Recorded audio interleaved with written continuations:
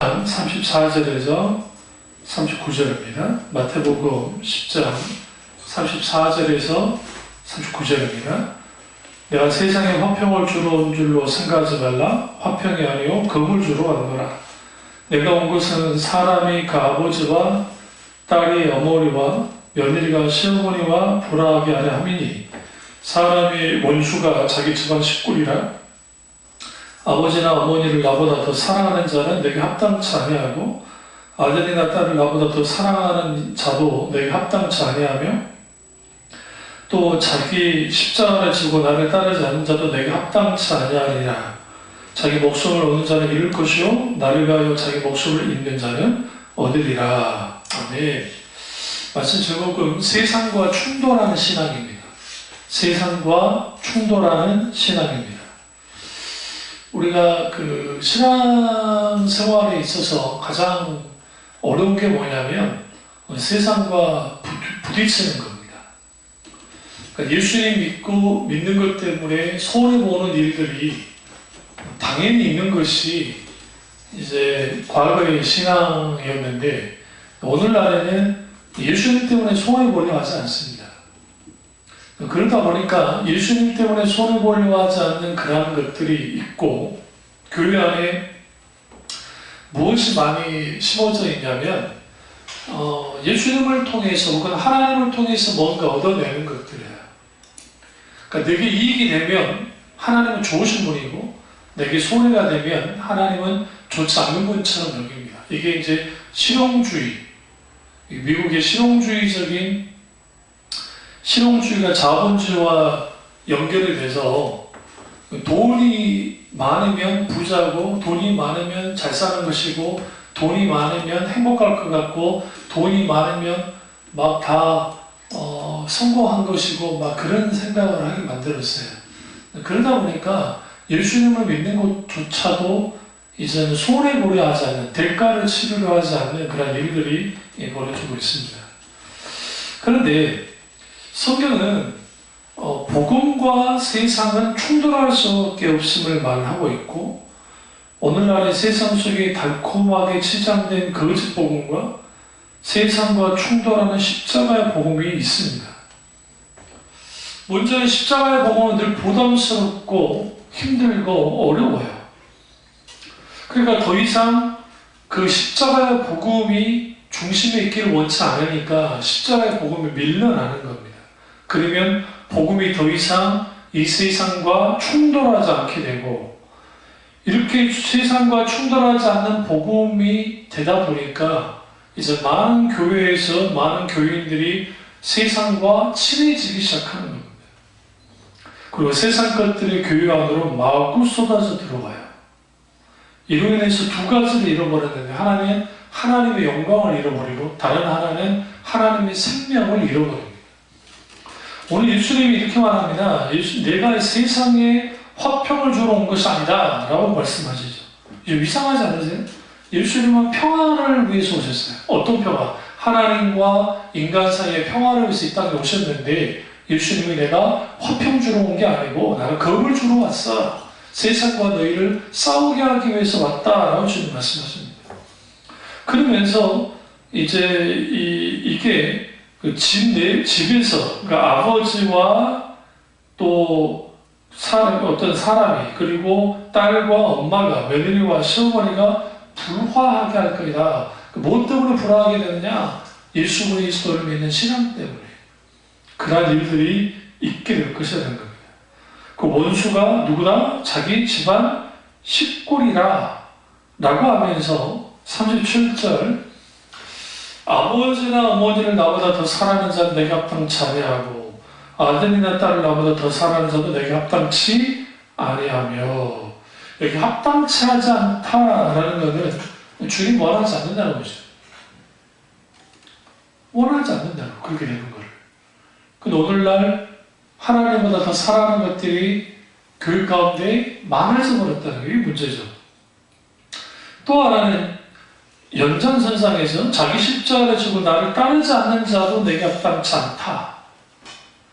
그러니까 이것만 봐도 우리가 신앙생활 할 때에 걸러 넘어지는 요소가 굉장히 많고, 그러다 보니까 정말 바로된 신앙은 사람들의 본성과 다르게 가요.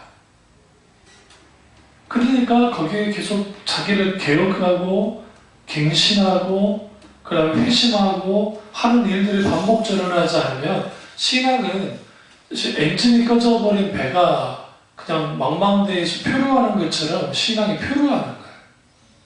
그런 상태에 있게 되어집니다.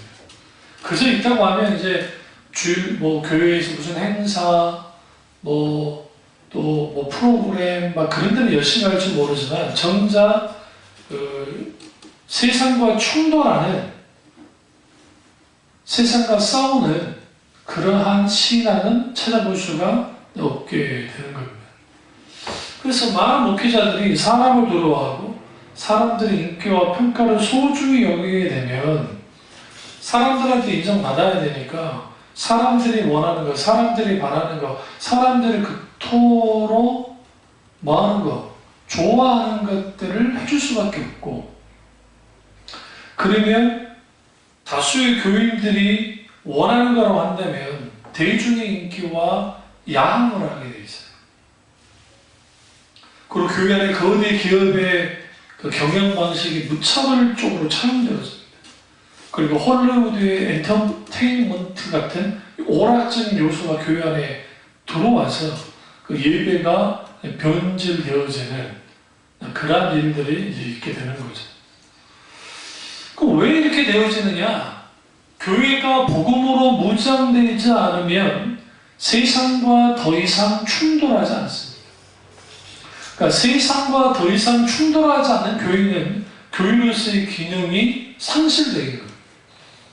마찬가지로 교회가 아무리 크고 아무리 강하고 아무리 돈이 많고 아무리 숫자가 많고 한다 할지라도 교회의 거룩성을 포기하는 순간 교회는 교회의 존재 가치를 잃어버려요. 그래서 우리가 그 교회에서 가장 큰 핵심은 카도시, 거룩함이에요. 하나님의 거룩함이 있어요. 문제는 오늘날 많은 교인들이 복음의 뒷전으로 밀려나니까 세상과 충돌하지 않는 소위 거대한 교회, 사람들이 열광하는 수많은 사람들이 모이는 교회가 됐을지는 모르는데, 왜요? 그들의 필요를 채워주는 설교, 그들이 원하는 데를 간절한 것을 긁어주는 그런 교회 가운데 있다 보니까 나쁜 건 없거든요. 문제는 뭐냐면 그들에게서 십자가 복음이 핵심이냐, 삶의 핵심이냐, 그렇지 않습니다. 당장 현실적인 문제를 어떻게 하면 목사의 설교를 통해서 어떻게 하면 소위 말하는 해결하거나 그것에 대해서 처세, 수를 가지고 할 수 있느냐에 대한 것을 원해요. 복음이 그들의 현실의 문제를 해결해 줄 거라 생각지 않아요. 왜요? 동떨어져 있기 때문에. 그들이 생각할 때. 그래서 현실에 맞아 떨어지는 것을 원합니다. 그게 그 예레미야 시대에 그 거짓 선지자가 했던 거예요. 오늘 하나님이 우리 너희에게 뭐라 말씀하시느냐라고 이제 이스라엘 백성들 묻습니다. 유대인들이 물으니까 그때 당시 거짓 선지자들이 오늘 하나님께서 평안하다고 한다. 하나님이 너희에게 복 주신다고 한다. 하나님이 너희에게 하는 일을 잘 되게 해준다라는 말을 짓거렸던 거예요.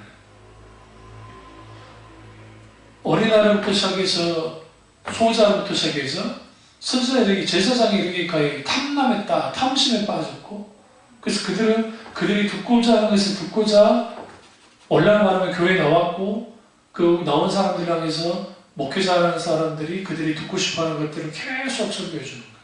근데 이미 그들은 병들었는데, 이미 그들은 문제가 있었는데, 그러니까 오늘 그런 것들을 우리나라 한국교회가 70년도, 80년도 그 전에 그랬지만 무차별적 90년도까지 무차별적으로 그런 메시지가 선포됐고 그 결과물이 오늘날 이거예요. 그러니까 한국교회 지금 현재 이런 침체는 현재 이렇게 일어난 게 아니고 70년도, 80년도, 90년도에 있었던, 혹은 60년도에 있었던 수많은 싸구려 분감사들과 무자격 목사라고 일컬은 사람들이 나와가지고 그 당시 사회와 잘 맞아떨어져서 물론 하나님 하신 일도 있지만 그래서 숫자는 막 늘어났을 줄 모르는데 정작 복음은 뒤로 밀려나는 세상과 충돌하는 교회가 아니라 세상과 친해져 버린 발맞춰가는 교회가 되니까 가장 소중한 복음을 잃어버린 거예요. 그래서 신앙은 세상과 충돌할 수밖에 없습니다. 일부러 충돌할 건 없어요. 윤리도덕적으로 문제가 있어가 충돌할 필요는 없고 복음 자체가 십자가의 복음 자체가 하나님 나라의 복음 자체가 세상이 싫어요. 왜? 세상 주인이 누구예요? 사탄이니까 아직까지. 사탄이 지배하고 있으니까. 그걸 참 이해가 안 되는 게 소위 크리스찬 연예인이라고 하는 사람들이 자기들은 작품이고 자기들은 그 노래가 평화를 노래하는 거니까 막 불러도 된다고 생각해요. 근데 여러분 참 웃긴 게 뭐냐면 그러한 것들이 기독교 정신과 또 성경과 반대된다고 한다면 과감하게 하지 않는 게 기독교 크리스찬인 거예요. 그게 연예인이 문제가 아니라. 실제로 있었던 건데 어느 교회에서 우리나라 유명한 성악가인데 교회 권사가 뭔가 되는 사람인데 근데 성악가, 유명한 성악가 근데 교회에서 뭐 부르는 줄 아세요? 아베 마리아를 불렀어요. 아베 마리아 아베 마리아 하면서 막 불렀다고요. 그러면 여러분 성악 실력 알겠고 그 노래 대단한 거 알겠고 근데 제가 참 이해가 안 됐던 그 목사가 이해가 안 됐어요. 아베 마리아라는 뜻이 뭐냐면 마리아를 경배하세요라는 노래예요. 마리아 찬가야, 마리아 찬가. 어떻게 아니 그거 성당에서 부르는 거는 그거 당연한 거죠. 그 사람들은 마리아를 경배하니까 그렇다 치더라도 어떻게 개신교회 안에서 그러한 일들이 벌어지는데 목사라는 인간이 죄송한 말씀인데 그걸 허용할 뿐만 아니라 분별 없는 교인들이 그 가운데 내면 박수 치는 거 뭐예요? 그게 뭐 음악회라는 행신인지 모르겠지만 그런 일을 했던 사람이 로버트 슐러 수종교회가 있어요. 수종교회가 아주 유명한 팝 가수들이나 배우들을 다 섭외를 해가지고 저희 간전도 시키고 그 다음에 그 오락 막 거기에 막 콘서트를 하고 하면서 돈을 받아가면서 해가지고 막 그랬다고요. 그게 그냥 우리나라에 이입됐어요. 잘 생각해보면 우리가 어렸을 때 간전 집회라는 것이 뭐 유명인들 하기도 했지만 그래도 그런 식으로 남발하지 않았거든요. 저도 여기 간간히 차 타고 다니다 보면 큰 교회들 다 개그 매니아였었는데 전도사가 돼가지고 해가지고 간증 집회한다, 우리 집사가 집회한다는 거 쭉 봐요. 제 동기 목사도 그런 형태의 목회를 해요. 프로를 가지고 간증 집회 같은 걸. 그럼 왜 그렇게 하느냐? 세상 사람들, 그러니까 이제 좋은 의미로는 예수를 처음 믿는 사람들이 유명인을 통해서 신앙의 발걸음을 딱 떼어들 수 있도록 도와준다는 의미로는 뭐라 하겠어요. 그런데 정작 문제는 뭐냐면 그들의 신앙이 검증된 적이 없고 또 하나는 그것을 통해서 일종의 인기 영합으로 그러니까 이 연예인도 이렇게 믿는데 당신도 믿어야 되지 않느냐고 하는 것을 넌지시 드러내서 복음 세일즈를 하는 거예요. 유명인들을 통해서. 참 조심해야 돼요.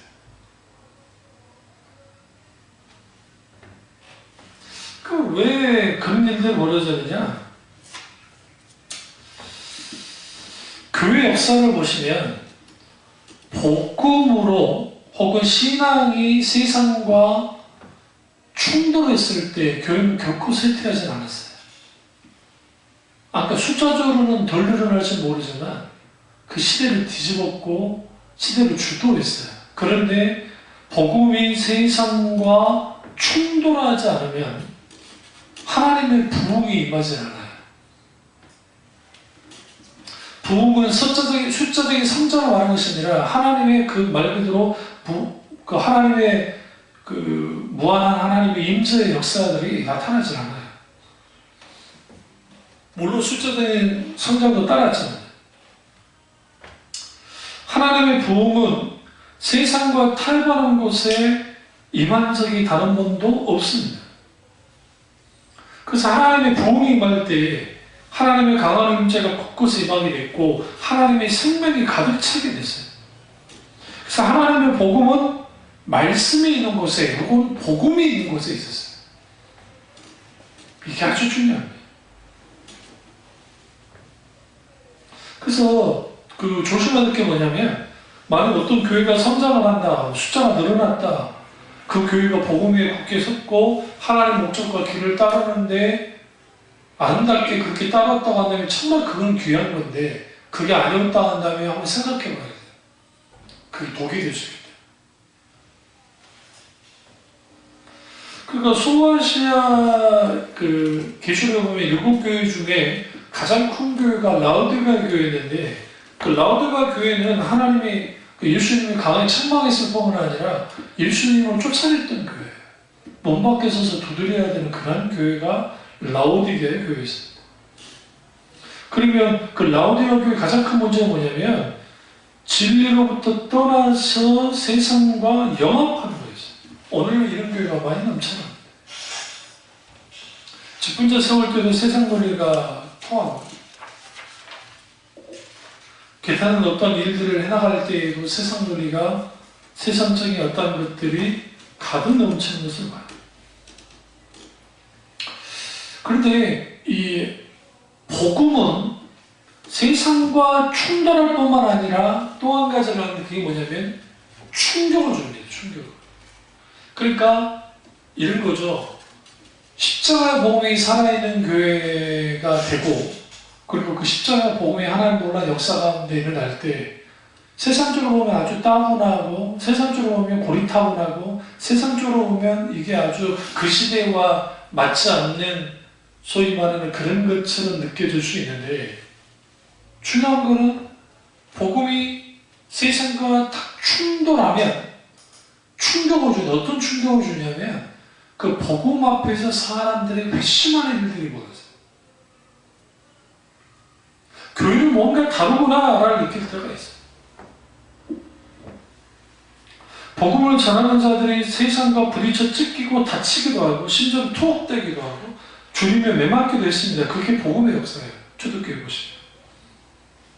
근데 궁극적으로 왜 그러면 복음이 세상과 충돌해야 되느냐? 복음으로만 세상을 이길 수 있기 때문에.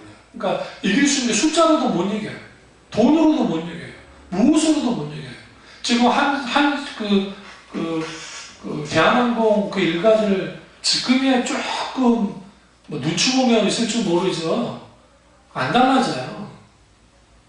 그러니까 조용하가 그때 당시 집행유예를 풀어나지 않고 감옥 갔어야 돼요.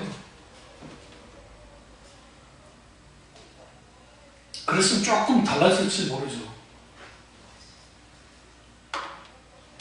그 갑질해가지고 다른 명도 감옥 안 간 거 알아요? 다 집행유예를 다 풀어놨어요. 그러니까 이런 나라니까 갑질해도 된다고 생각하는 거예요. 자기들. 그럼 왜 갑질을 그렇게 할까? 여러분 아셔야 돼요. 돈이 많으면 자기가 하나님이 된 것처럼. 왜냐하면 사람들이 돈 때문이라도 굽신 걸어주고 돈 때문이라도 자기에게 뭐하니까 아우하고 돈 때문에 하기 때문에 그러니까 그 돈이 마치 자기가 하나님이 되는 것처럼 만들어져요. 그리고 돈이 있으면 권력이 따라나고. 그래서 예수님을 믿는다고 할 때에 부자들이 왜 그러면 그 예수 믿기 힘드냐? 의지할 수 있는 게 돈이잖아요.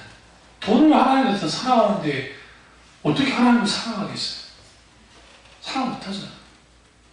힘들어요.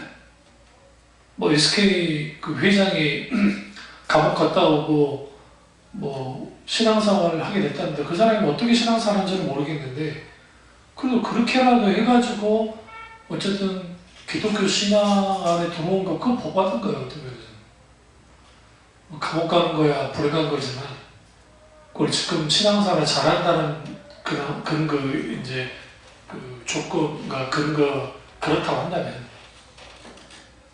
근데 이제 한 종교로서 만약에 그렇다. 바뀔 게 하나도 없어. 그러니까, 신앙생활을 그렇게 오래 했는데도 왜 사람들이 바뀌지 않을까, 변하지 않을까? 그거는 그 복음의 대면에서 그 복음이 나를 어떻게 계속적으로 그 진리의 빛으로 인도하면서 내가 막 달라지는 거예요. 그 말씀 가운데서 복음 속에서 그런 것들이. 그러면 세상을 들여다볼 때 세상 논리가 아니라 하나님의 논리를 가지고 나오게 돼 있고 거기에서 인생이 무엇이고 이 세상이 무엇이고 다 조망하는 거예요. 바른 눈으로 가지고. 그러니까 기독교는 기본적으로 세상을 악하게 보지 않아요. 그거 아셔야 돼요. 그 잘못된 그 신앙을 과거 권사님이 젊은 시절에 소위 말하는 목사님들이 아주 못 살던 나라 속에 있는 그 목사님들이셨기 때문에 이 땅에 소망이 없으니까 아주 천국에 대한 소망을 많이 가졌어요. 그 당시. 제가 어렸을 때 그런 걸 많이 느꼈고. 그러다 보니까 육신은 필요가 없고 영적인 것만이 최고다라는 식으로 계속 가르쳤더라고요. 근데 성경을 보면 그 육신이 썩어 없어질 육신에 대한 말이 많아요. 그러니까 이제 어떻게 그것만 보면은 마치 육신이 필요 없는 것처럼 느껴지는 그렇지 않아요. 성경은 균형. 그러니까 인간의 육신이 썩어 없어질 거긴 하지만 그럼에도 불구하고 다시 부활의 몸으로 다시 부활을 내질 몸이기 때문에 우리의 몸을 산전산 하나님께 드려야 되고 둘 다 가치가 있어요. 그러니까 한쪽으로 출중은 안 되는데 과거에는 지나치게 내세 중심이었다고 오늘은 너무 지나치게 현실 중심으로 가버렸다. 살만해지니까. 기독교 역사 가운데 15,000달러에서 20,000달러 정도 되면 GDP가 되면 교인들 숫자가 현저하게 줄어요. 왜 현저하게 줄었느냐 딱 들여다보니까 교회가 세상과 야합하고 십자가 복음이 어떻게 뒤로 밀려났어요. 그러면 거짓 복음과 참된 복음은 분별하기 어렵습니다. 어떤 면에서 큰 차이가 나지 않아요. 거의 비슷한 것 같아요. 근데 문제가 뭐냐면 조금씩 혹은 하나님의 말씀보다는 자기 자신이 있어 보이고 정확해 보이기까지 막 그렇게 드러내요. 그럴싸하게 말씀을 가져다가 붙여가지고. 그런데 영적으로 분별해 보면 그것이 뭐예요? 거짓인 것을 알게 돼요. 그 영적인 오늘날 시대가 왜 세상과 충돌하지 못하냐면 일단 첫 번째는 무지해서 그래요. 몰라요. 그게 틀린 건지 맞는 건지 몰라요. 그러니까 맞겠지 하고 그냥 따라가요. 베레아 교인들처럼 그 말씀이 그러한가 상고해보는 자세히 티를 골라내듯이 자세히 살피는 그런 것들이 필요한데 그냥 설교 듣고 그냥 끝나. 그게 옳은지 그런지 뭐 생각도 안 해요. 그냥 자기가 생각했을 때 받을 만하면 아멘이고 받을 만하지 않으면 아멘 안 해요. 저주받은 지적이에요. 그러니까 어떻게 키워놨냐면 나 먹을 만한 모든 기준을 목사 네가 설교해가지고 나를 설득해봐. 내가 들을 만한 설교 좀 해봐. 들을만 하자면 내가 아멘 해줄게. 그렇게 만들어놨다고요. 누가요? 우리 스님 목사님들이. 누가요? 저 당사자인 제가 울 수도 있어요. 그러니까 그러다 보니까 이제는 하나님의 말씀은 하나님께서 우리에게 하고자 하는 말씀을 전하는 게 설교인데 교인들이 듣고자 하는 설교를 해주기 시작하는 거예요.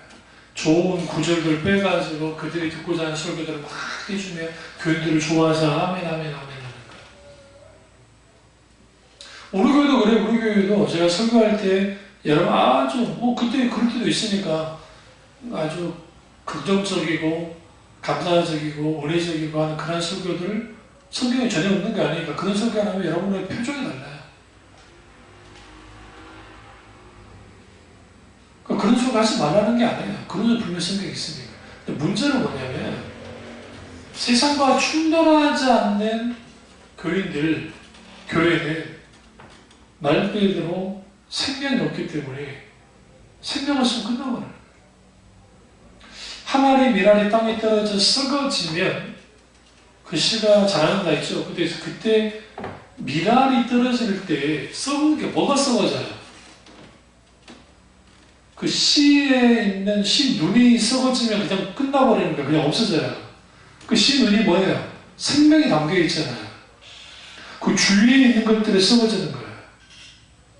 그러니까 우리 안에 담겨 있는 예수 그리스도의 생명이 우리 안에 있고 그런 상태에서 우리의 옛 본성과 이런 것들이 썩어지는 거예요. 오늘 예수 그러잖아요. 자기 십자가를 지고 나를 따르지 않는 자도 내게 합당치 아니하고 와. 그러니까 내가 죽어지는 것을 경험하는 것이 신앙의 당연한 출발인데 자기 죽어짐을 경험한 적이 없어요. 그래서 오히려 이렇게 말하죠. 우리 안에 무한한 가능성이 있으니까 우리는 개발하면서 살아야 된다. 그래서 세상에서 말하는 그 심리학에서 말했던 것들은 고스란히 교회에서 계속 말하고 있어요. 우리는 뭘 개발하고 창조성을 개발하고 신앙이 뭘 개발하고 근데 그런 목회에 있던 목사님들이 다 교회가 컸어요. 미국에 있는 강아무개 목사님도 그분의 글을 읽으면요, 그 책을 읽으면요 아주 기분이 좋아집니다. 근데 그분들 적극적 사고방식과 권용주의 영향을 받은 거예요. 그 대신 아주 세련되게, 아주 기발하게, 아주 또 그 글에서 아주 그렇게 좀 사람들을 잘 설득할 수 있는 그런 글이기 때문에 아주 책이 많이 팔렸고, 실제로 그래서 그분은 성경교 분인데, 성경교 목사님이신데 그런 영향이 있겠죠.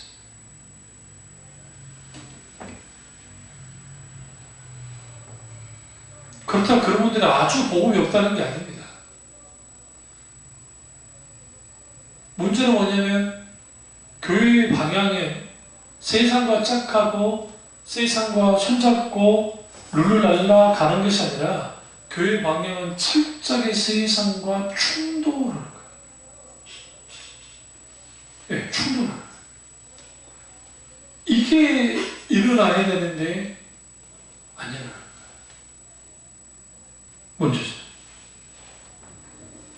우리가 하나님의 정하신 뜻을 거부하고 불순종하게 되면 하나님께서는 도무지 우리 힘으로는 어떻게 할 수 없을 정도까지 우리를 다루실 때가 있어요. 이걸 예레미야를 향해서 했던 말씀은 나무 몽에를 꺾고 새 몽에를 주신다고 말하죠. 이게 예레미야 시대 이스라엘 백성들이 거짓 복음을 따라가다가 있게 되셨던 그 모습이에요. 그러면 오늘날 교회가 세상과 충돌하고 그리고 복음이 결국 세상과 충돌하는 일들이 있어야 되는데 이제는 그 사람들이 갖고 있는 가치관, 생각 이러한 것들은 뭐 말할 것도 없고 이제는 정신마저도 세상에 많이 빼앗겨버렸다.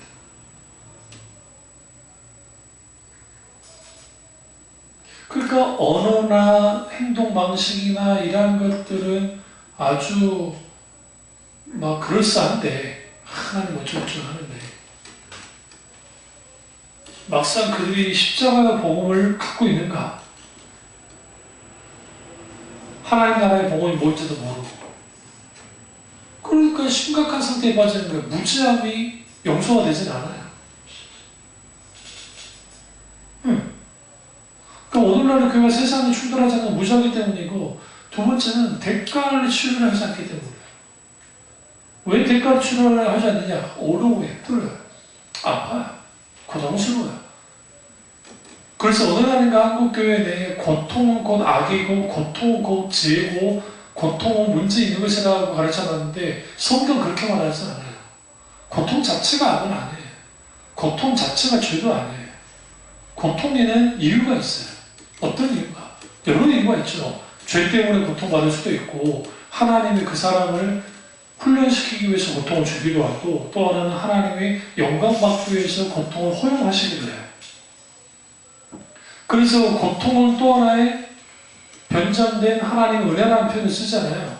그런데 대부분이 고통의 문제를 해결한다 할 때에 주로 대부분의 적극적 사고방식이나 본용주의적인 그런 글들이나 설교에는 그 고통을 어떻게 이길 것인가, 고통을 어떻게 빨리 벗어날 것인가에 대한 설교가 넘쳐나는데 정작 하나님의 그 고통을 허용하신 이유가 무엇이며 그 고통 속에서 십자가를 묵상하고 그 고통이 결국은 내가 어떤 상황에 고통을 당할지 모르지만 결국 예수 그리스도의 고난에 동참하는 그리고 넉넉히 그 고통을 예수 그리스도의 은혜와 하나님의 놀라우신 도우심으로 이기고 승리해 가는 그런 과정 속에 있는 그 충만한 고통의 묵상함들을 가르치지 않는다. 그러니까 예수 그리스도의 십자가에 동참할 일이 없는 거예요. 자기가 깨워주고 자기가 겸손해주고 좀 더 낮아지는 것들이 일어나지 않고 오히려 그냥 문제 생기면 무조건 문제 해결로만 기도하는 거예요. 문제 해결해 주십시오. 이 문제 해결해 주십시오. 해결해 주십시오. 그런다고 해결이 되느냐? 그렇지 않습니다. 이 문제 해결되면 다른 문제 생기고요. 다른 문제 해결하면 또 다른 문제 생겨요. 정신 없는 거예요. 복음 없는 기독교, 그리스도가 없는 기독교와 같습니다. 복음이 없는 교회에 무능력할 뿐만 아니라 하나님의 생명이 없다고 말씀드렸어요. 그러니까 무지함 때문에 대가 추림이 아주 힘들고 어려우니까 그러기도 하고 왜 그럼 충돌을 거부할까요? 왜? 세 번째는 뭐냐면 세상과 충돌하는 것이 무모하게 보여서 그래요. 그러니까 초대교회는 초대교회 교인들은 세상과 충돌하는 것이 무모한 게 아니라 예수 그리스도의 군사로서 충돌했어요. 그런데 무모해 보여요. 왜 무모해 보였냐면 세상이 더 크고 강하게 느껴지거든요. 그러니까 교회도 똑같이 크고 강해져야 한다 생각을 한 거예요. 그게 로마 카톨릭이에요. 그러니까 로마 카톨릭이 기독교가 공인되고 난 다음에 소위 어마어마한 조직과 어마어마한 교육과 건물과 어마어마한 숫자가 늘어났죠. 강제 기준도 시키고 해서 힘을 가졌잖아요.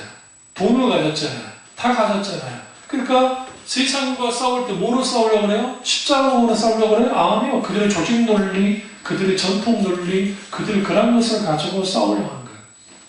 근데 오늘날의 교회도 똑같은 것을 답습하고 있어요.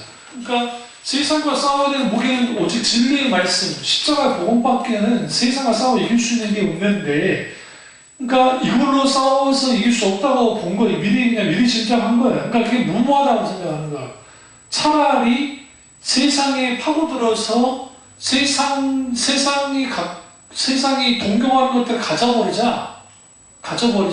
그게 이제 자꾸만 커가는 교회들이죠.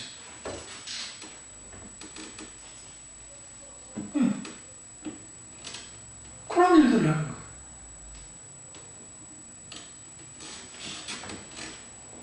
그러니까 예수 그리스도는 어떤 분으로 전락하냐면 우리를 잘 살게 만드는 수단에 불과한 분으로 돼요.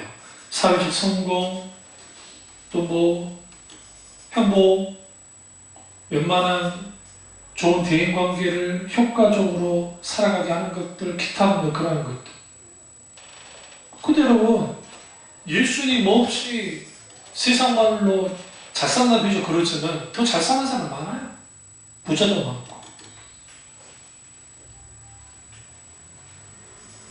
문제는 인생의 행복을 위해서, 성공을 위해서, 기타 그런 것들을 마치 교회가 보장해 준다고 막 하는 거예요. 그러니까 메시지를 그 성경에서 말하는 그 방향, 의도를 왜곡시켜가면서까지 그런 설교들을 해요. 그게 꿈꾸는 자가 오는도다라는 책이 있는데 그 요셉이 총리가 될 수 있었던 것은 그가 어린 시절에 꿨던 그 꿈을 잃지 않고 그 꿈을 품고 끝까지 견디고 그 꿈을 붙들었기 때문이다 라는 식으로 막 그런 글을 글싸하게 막 썼는데요. 창세기 자세히 읽어보라고요.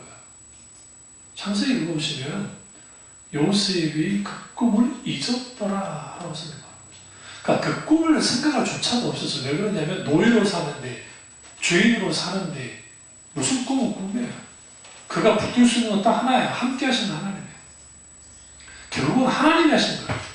요셉이 아무것도 안 했다는 게 아니에요. 요셉이 할 수 있는 것은 하나밖에 없어요. 하나님과 동행하는 거, 하나님께 붙들려 있는 거, 하나님의 인도를 받는 거. 요셉이 가진 꿈이 컸기 때문이 아니라 오히려 하나님이 하나님의 꿈을 그에게 비췄고 하나님의 뜻이 그분의 약속이 결국 그 일을 성취하게 만들었고 요셉은 하나님과 함께하면서 에타하락 하나님과 동행하면서 산책하면서 그 인생을 살아왔고 하나님은 그를 선택하시기 때문에 마땅히 하나님은 총리를 세웠단 말이에요. 그러면 총리 세웠으니까 성공한 겁니까? 그렇지 않아요. 요셉의 궁극적인 승리는 성공은 어디로부터 나오냐? 그가 임종 직전에 또 말합니다. 너는 절대 내 시체에 기다리지 마라. 아버지 죽었을 때 내장을 헤브론으로 하죠. 가나안 땅. 똑같이 너희가 앞으로 이제 언제 나갈지 모르지만 이집트를 나갈 때 내 유해를 가지고 나가라. 요나가 죽습니다.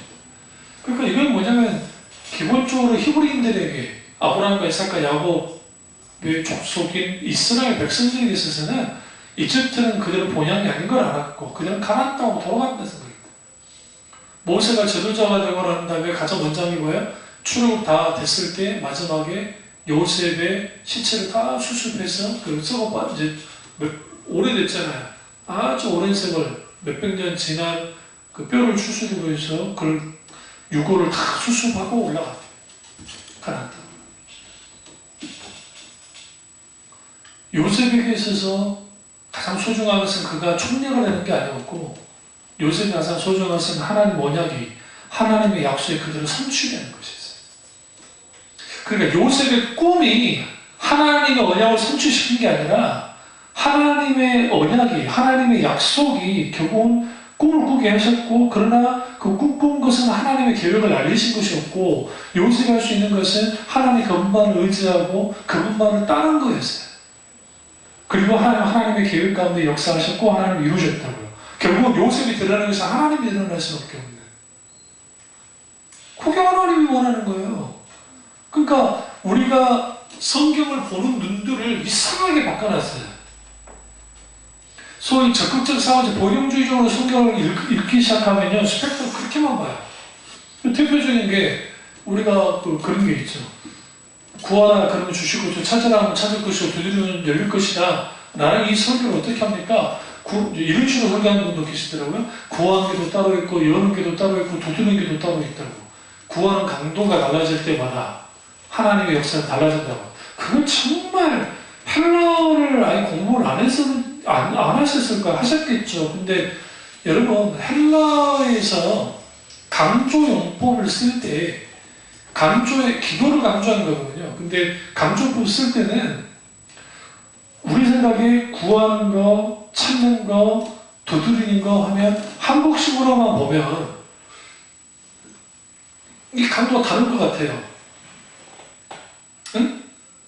하나님 앞에 기도할 때 이렇게 간구하는 기도가 이렇게 강하게 달라진다.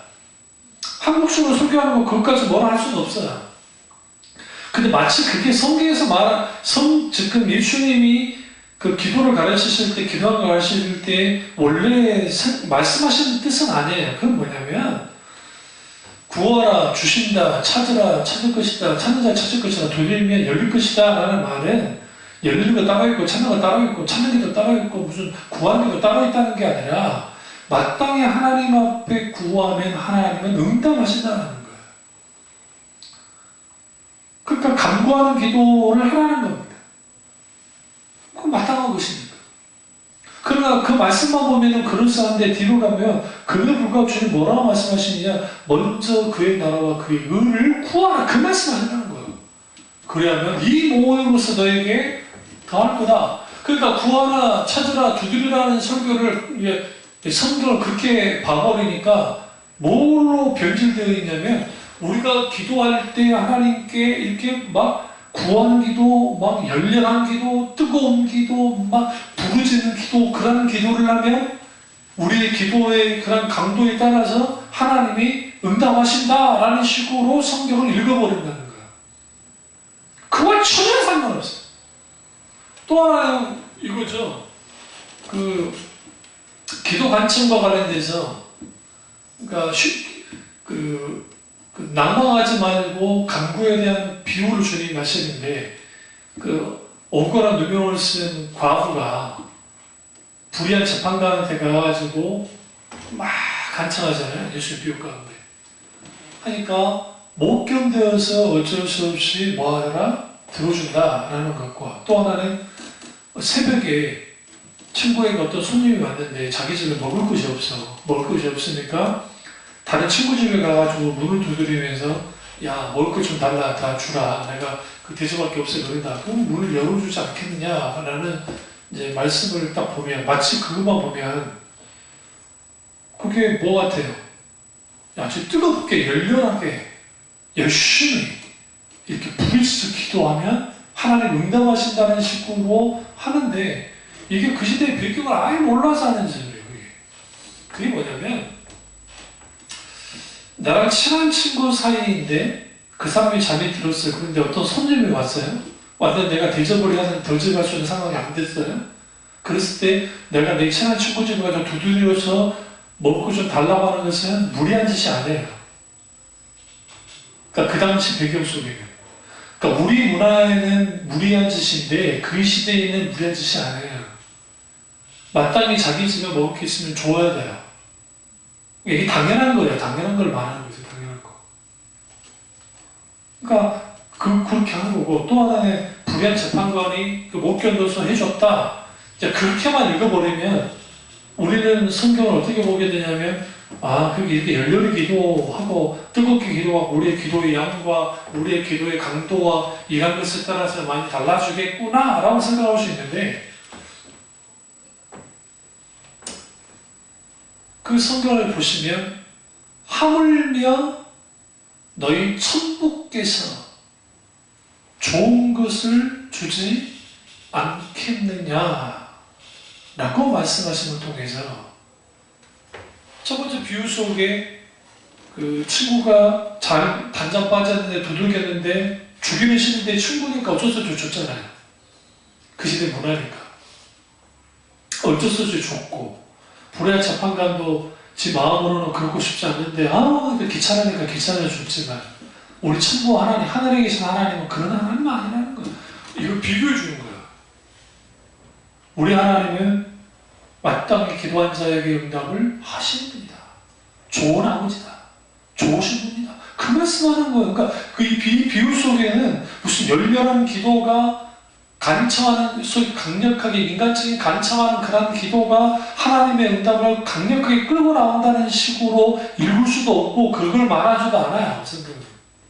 그런데 성경을 이상하게 보는 거예요. 왜 제가 이 말씀을 드리냐면, 십자가의 복음이, 진리의 말씀이 신자들 속에 교회 가운데 딱 밀려나면 그 자를 인간적인 사상과 생각과 자기들이 생각하는 바들을 그대로 투영시키고 집어넣어요. 집어넣어가지고 그런 식으로 해석을 해버려요. 그런 식으로 설교를 해버리고 그런 식으로 성경을 보기 시작한단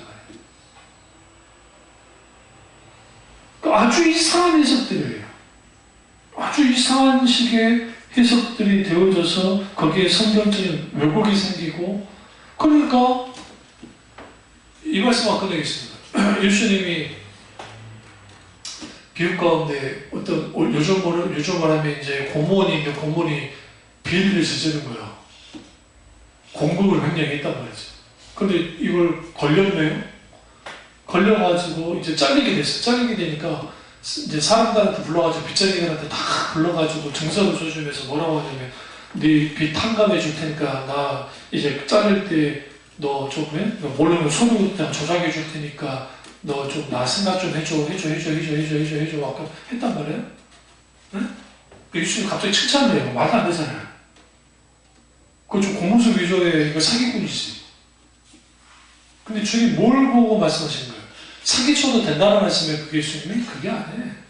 그가 적어도 자기의 미래에 대해서 준비하는 그 지혜는 있다는 거예요. 적어도 지혜가.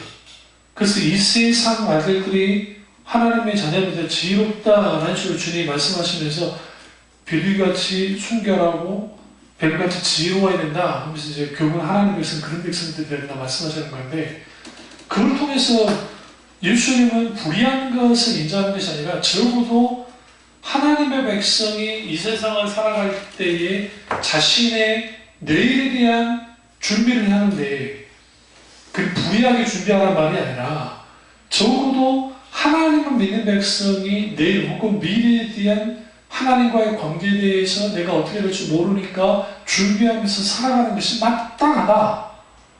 그러니까 오늘날 세대는 오늘날 사는 것처럼 살아가는 사람이 있는데 그 아예 어디서 사는 사람들이에요. 그러니까 하나님과 관계 속에서 내가 하나님 앞에 죽을 거를 알면 내 죽음에 대한 메멘토 모리, 이제 그 죽음에 대한 묵상할 것이고, 그러면 내가 전부 다 하나님을 기억하면서 하나님 그분을 바라보면서 하나님 의지하면서 살아갈 건데, 그러한 것들을 하지 않고 산다는 거예요. 그게 지혜롭지 못한 거죠. 그러니까 그러한 것들에 대한 것들을 성경을 보시면 아주 많아요. 구약도 그렇고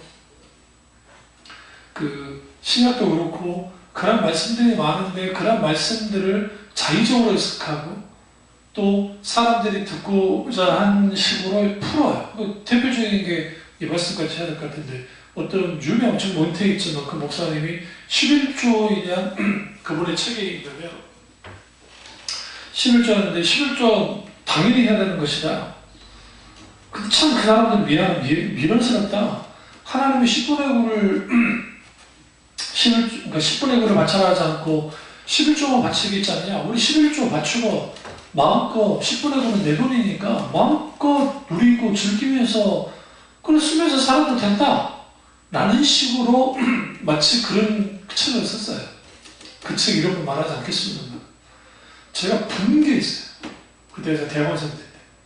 왜 분개했냐면, 과연 이분이 장로교 목사가 맞느냐 생각할 정도, 그분은 그런 의도로 쓰지는 않았다고 하지만 충분히 그렇게 오해할 만하고 본용주의적인 색깔이 그대로 들어가 있어요. 10분의 1은 우리 거고 10분의 1은 그러면 하나님 겁니까? 그래. 10분의 1을 바쳐가는 것은 모든 것은 하나님의 것인데 세금 바치듯이 바쳐가는 것이 아니라 사랑을 받으신 하나님이 10분의 1을 우리에게 주시고 그래야 더 먹고 사니까, 그리고 10분의 1은 하나님께 바치되 우리가 물질로 사는 것이 아니라 하나님 은혜로 살고 또 나의 주인이신 하나님이 계시다는 것을 인식하며 살기를 원하시는 하나님의 뜻이 거기에 투영되어 있고 그게 있는 거예요. 그러니까 그런 것들이 탁 빼버리면 11조하고 난 다음에 마음대로 내가 즐기고 싶은 거 다 막 즐기며 살면 된다는 식의 글을 어떻게 쓸 수 있으며 그런 글에 열광하면서 그 당시 베스트셀러가 됐고 아주 난리가 난 거야. 그럼 뭐가 이상한 사람이냐면 하나님이 주권의식조차도 없는 거예요. 그렇게 되면 자체가 아니라고 부인할지 모르지만, 그분의 강연을 제가 몇 번 들었는데 정말 딴세상 사람이라는 생각을.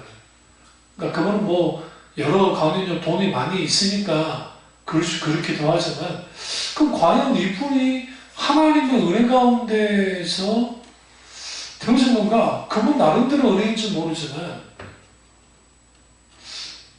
아니다. 아니겠다. 저도 말씀으로 봤습니다. 그러니까 우리도 모르는 사이에 세상적인 것들이 막 분별하기 좋으면 괜찮은데 이게 섞여 있으니까 이게 뭔지를 모르게 되어 있는 거예요. 그러니까 겉보기는 몰라요. 깊이 들여다봐야 돼요. 깊이 들여다보면 이 부분에 뭔가 문제가 있구나. 그럼 우리는 빨리 이거로부터 돌아서야 되겠다. 개혁을 해야 되겠다. 그러려면 우리가 이번 컨퍼런스와 그 전에 컨퍼런스 그 원천으로 돌아가는 정말 원천으로 돌아가야 돼. 본질로 돌아가는 일들이 벌어지지 않으면 아무것도 없어요. 똑같이 돼요. 그래서 세상과 충돌하는 신앙, 세상과 충돌하는 교회, 세상과 충돌하는 복음이 우리 속에 있을 때 적어도 이 세상을 살아갈 때 세상과 짝하지 않을 삽니다. 그 은혜와 저가 있기를 주님으로 축원합니다. 기도하겠습니다. 기도하실 때 주님